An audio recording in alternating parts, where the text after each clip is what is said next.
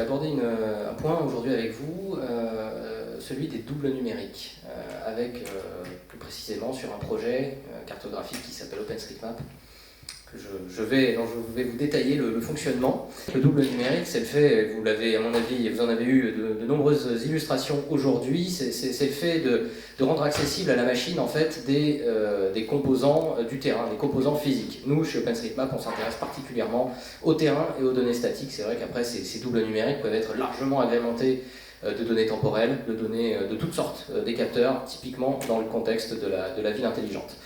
Moi aujourd'hui je vois trois enjeux sur la réalisation d'un double numérique. Le premier c'est celui de la souveraineté, parce que on a de plus en plus d'infrastructures complexes, les réseaux se complexifient, on a de plus en plus de données, mais il n'est pas dit qu'on en garde la maîtrise. Plusieurs acteurs en fait se disputent des marchés de plus en plus fructueux, et donc au niveau local, au niveau national, nous avons un intérêt particulier à développer des techniques pour garder en fait la maîtrise de nos infrastructures. Le deuxième enjeu, c'est la qualité des données par l'usage. C'est qu'actuellement, les données, on les collecte, énormément de collectes, pas toujours d'ailleurs bien placées, mais il faut en avoir l'usage, parce que c'est au travers de l'usage qu'on en augmente la qualité, et l'usage même à grande échelle, le partage, la consolidation, le croisement, etc. Ça, c'est pas réservé à un type particulier d'intervenants, de métiers. Ça doit être largement partagé. C'est la vision qu'en tout cas on pousse. Et le dernier enjeu, c'est la plateformisation. C'est celui de créer des plateformes et de pouvoir échanger en fait là-dessus. On a le cas aujourd'hui, on entend souvent parler des silos dans le domaine professionnel. Le but c'est cassons les silos, montons des plateformes, échangeons-nous les données pour répondre justement à ces trois enjeux. Moi j'aime beaucoup présenter OpenStreetMap comme le Wikipédia de la cartographie. Parce que Wikipédia ça fait très encyclopédique, c'est réellement ce que nous cherchons. C'est un projet qui a démarré en 2004, qui a été lancé par Steve Coast, qui était ingénieur chez Microsoft, chez Bing, et qui déplorait en fait l'absence totale de services à vraie valeur ajoutée sur la cartographie. Puis est arrivé Google Maps, et puis etc. Et on a la croissance que je montre sur ce slide, avec différentes étapes. Bon, ce qu'il faut retenir, c'est qu'on a plus de 5 millions de contributeurs, même 6 millions, je crois, de contributeurs au niveau mondial, donc la communauté grandit. Ce qui est intéressant, c'est qu'OpenStreetMap, ce n'est pas nécessairement une carte, c'est avant tout une base de données. C'est un dépôt, en fait, dans lequel on vient véritablement créer le double numérique du terrain et de l'environnement qui nous entoure. Ce double numérique, il va permettre en fait de nombreux usages, pas que le rendu graphique que vous voyez là-haut, la carte glissante que vous connaissez sur Internet, ça c'est un usage de cette base de données, mais on en connaît beaucoup d'autres. On connaît le routage, on connaît le géocodage, la gestion des adresses, le routage c'est le calcul des itinéraires. Demain, on pourra peut-être coupler ça du coup à du BIM, on pourra peut-être intégrer des modèles 3D de nos bâtiments, de nos villes, dans ce système, les lier. Et c'est bien le but de notre plateforme. OpenStreetMap, c'est une plateforme et une base de données. Parce que ce que vous voyez souvent, ce n'est pas une carte. C'est très clair. C'est-à-dire que vous avez donc sur la même base de données des manières de représenter en fait l'existant. Et ça, ça sort de la même base. Ce que vous voyez, c'est là où c'est très intéressant, c'est que là je vous présente 4 rendus graphiques. On va voir après pour d'autres usages, mais ce qui est vraiment intéressant, c'est qu'il faut oublier cette idée de carte graphique, d'interface en fait avec l'humain. On peut aussi interfacer des machines avec ça. Pour vous donner une idée, c'est les mots les plus utilisés en fait dans la base. Donc vous imaginez, vous voyez le mot le plus gros, c'est building. Donc c'est vraiment la modélisation de la ville à une part très importante. Le deuxième mot le plus important, c'est highway, c'est la modélisation du réseau routier. Donc vous avez après différentes choses, vous avez les adresses, vous avez plein de thèmes. Et ça, ce ne sont que les plus utilisés. Des mots comme ça, il y en a des centaines de milliers.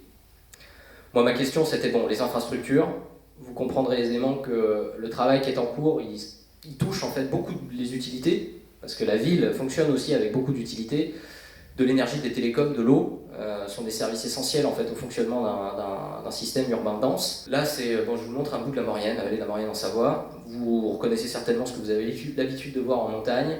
Un réseau routier, des remontées mécaniques, de la forêt, de la montagne, ça semble tout à fait normal. Comme je le disais tout à l'heure, ce n'est qu'un rendu.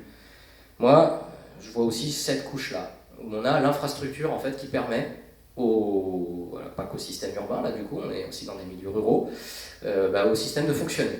Vous avez donc du réseau électrique, vous avez des centrales, vous avez plein d'infrastructures, Et on est clairement en train de documenter tout ça dans le projet. C'est que vous avez des choses que vous ne voyez pas sur la carte glissante que vous avez sur Internet, sauf que dans la base de données, il y a tous ces objets. Ça permet d'autres usages, je vais passer très rapidement dessus, mais c'est aussi important de le savoir, c'est-à-dire qu'on peut tout à fait modéliser l'éclairage nocturne. On voit des photos satellites, les collectivités et les professionnels font des photos par avion pour voir un peu la densité urbaine. Nous on a une autre approche, c'est qu'en documentant les candélabres, on essaie de reconstituer en fait l'éclairage nocturne. Donc ça présuppose d'avoir un très bon modèle 3D des bâtiments parce que l'éclairage en fait se reflète énormément sur les bâtiments. Là ce que vous voyez c'est très expérimental puisqu'il n'y a pas de réflexion sur le bâti. Il y a un autre sujet. Alors là, vous voyez, une photo de voie ferrée. En fait, c'est quelque chose que j'ai extrait d'un système qui s'appelle Mapillary, qui est un système libre, qui reproduit en quelque sorte ce que fait Street View, mais avec le téléphone en fait des contributeurs. C'est des images qui sont proposées en Creative Commons, puisque nous on aime bien tout ce qui est libre. Et nous, en fait, on le fait à bord des trains. Donc vous voyez là la vue de ce que voit alors soit un conducteur de train, soit une personne qui est située à l'arrière du train. Mais là, Mapillary, il arrive à faire du computer vision et à regarder en fait comment est créée l'infrastructure. Parce que ce qui compte dans OpenStreetMap, vous imaginez qu'il y a des millions, voire des milliards d'objets en fait à saisir, on ne va pas tout faire à la main. Pour documenter un espace aussi complexe que le réseau ferré, on ne va pas saisir chaque poteau de caténaire à la main parce qu'il y en a énormément. Donc cet outil-là, en fait, il nous permet, en ayant les bonnes photos, de compléter notre base de données avec des infos qui sont tout à fait pertinentes et bien positionnées, parce que la succession des photos nous donne un bon positionnement, enfin en tout cas à la mesure nécessaire de nos usages. Vous voyez, je vous parlais donc de placer les poteaux de caténaire, mais en fait Mapillary nous donne aussi une vue de la signalisation routière. Je rappelle qu'en France, il n'y a aucune base de données qui centralise en fait la signalisation routière, sur un sujet aussi important comme le passage à 80 km/h. On a vu ce que ça pouvait coûter de changer des panneaux, sauf qu'on ne sait pas combien il y a de panneaux. En conclusion, 3 points.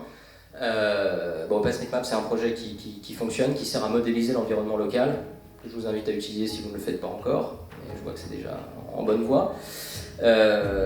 Moi je pense que la transition vers la ville véritablement intelligente ne se fera pas s'il n'y a pas de données. On ne peut pas planifier, on ne peut pas décider concrètement de ce qu'on fait si on n'a pas les bonnes données. Et ça passe pas que par une modélisation fine du bâti, ça passe aussi par la connaissance, on va dire macro, de ce qui se passe et comment tous ces composants interagissent. Aujourd'hui c'est le domaine d'exploitant assez particulier.